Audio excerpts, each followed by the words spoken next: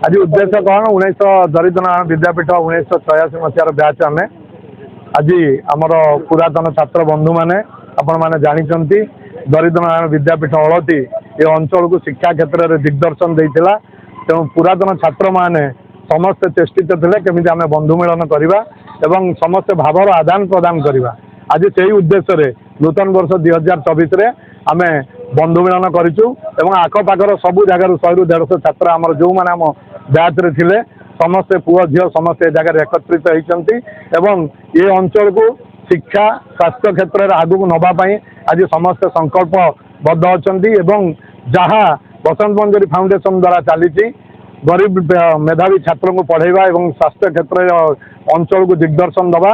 से कम जारी रखा यह 2024 मसीह बंधु मान समस्ते आज प्रतिज्ञा कर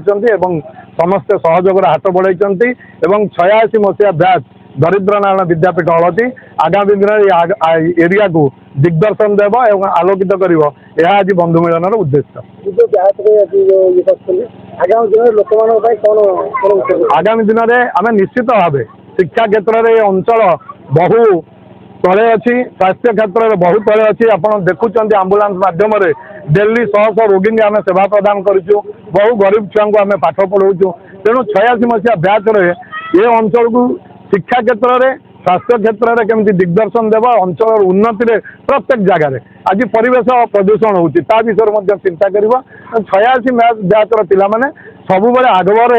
होमी 24 मसीह आगामी रणनीति प्रस्तुत करेंगे से विषय चिंता कर मो ना सत्यभामा दास आम 86 मसीहार बंधु मिलन आम कर जो बैच थिलु आम